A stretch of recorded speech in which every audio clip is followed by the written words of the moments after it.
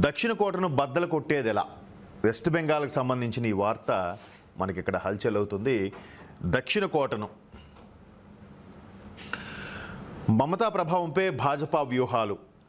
దక్షిణ కోట అంటే వెస్ట్ బెంగాల్లో దక్షిణ భాగంలో ఉండే ఆ కోటని ఎలాగ బద్దలు కొట్టాలి అని చూస్తున్నారు. మరోవైపు మమతా ఈసారి ఖచ్చితంగా ఓడిపోతుంది అనే వివరాలు కూడా తెలుస్తున్నాయి. ఇవాళ తుది విడత పోలింగ్ అయిపోయిన తర్వాత ఎగ్జిట్ పోల్స్ ఏ విధంగా ఇవ్వబోతున్నాయనేది కూడా మనకి క్లారిటీ వచ్చే అవకాశం ఉంది. ఈరోజు సాయంత్రానికి కానీ ఆల్మోస్ట్ ఆల్ పోలింగ్ అయిపోయిన తర్వాత రెండో విడత పోలింగ్ జరగనున్న 140 నియోజకవర్గాలపై తృణమూల్, భాజపా దృష్టి సారించే గత ఎన్నికల్లో సాధించిన పట్టు నిలబెట్టుకోవాలని టీఎంసీ, ఎలాగైనా మమతా ప్రభావాన్ని తగ్గించాలని భాజపా తీవ్రంగా ప్రయత్నిస్తున్నాయి. 2021లో జరిగిన ఎన్నికల్లో ఈ ప్రాంతం 123 సీట్లు తృణమూల్ గెలుచుకుందంట.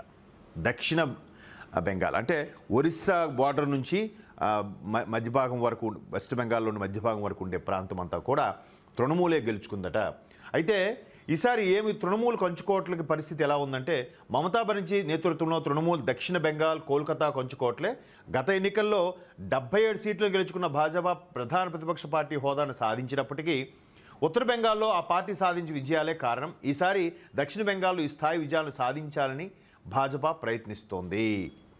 అయితే ఇక రెండో విడతలో 8 జిల్లాల్లో పోలింగ్ జరిగే నియోజకవర్గాలు 8 జిల్లాల్లో విస్తరించున్నాయి. అవి ఉత్తర కోల్కతా, దక్షిణ కోల్కతా, ఒక రెండు కలిపి 11 సీట్లంట.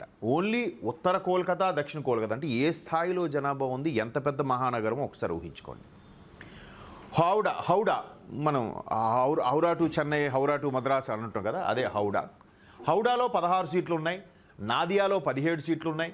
ఉత్తర 24 పరగణాలు అంటే 33 సీట్లు, దక్షిణ 24 పరగణాలు 31 సీట్లు, హుగ్లీ 18 సీట్లు, పూర్వ బర్ధమాన్ 16 సీట్లు. మొత్తం మీద 123 సంథింగ్ 142 నియోజకవర్గాలకు సంబంధించి ఇక్కడ పోలింగ్ నిర్వహించనున్నారు. మొత్తం మీద కీలక నేతల భవితవ్యం కూడా ఇక్కడ సువేందు, అలాగే మమతా బెనర్జీ గట్టి పోటీ.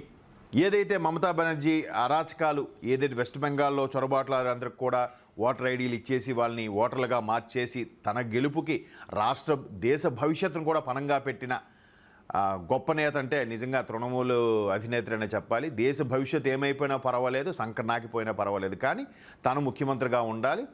మళ్ళీ ఎవరూ లేరు, ఎందుకంత తాపత్రయం, అంత చాదస్తమో నాకు అర్థం కాదు. సో దీనిపై చాలా విమర్శలు ఉన్నాయి.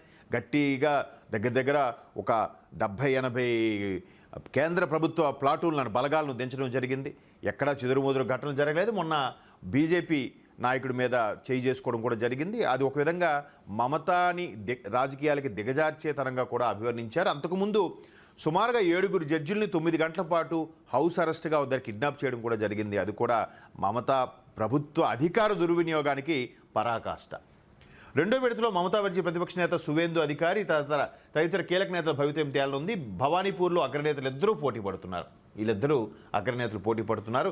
తృణమూల్ నేత, కోల్కతా మేయర్ ఫర్హాన్ హకీం, మంత్రులు చంద్రిమా భట్టాచార్య, శశి పంజా, అరూప్ బిశ్వాస్, భృత్య బసు తదితరులు ఉన్నారు.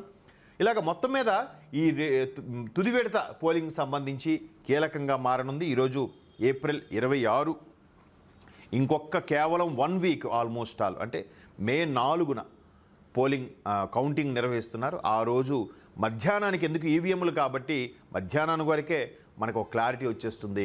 ఎవరు ఇంటికి వెళ్ళిపోతున్నారు, ఎవరికి పట్టం కట్టబోతున్నారు అనేది ప్రజల తుది తీర్పు అయితే వెలువడనుంది.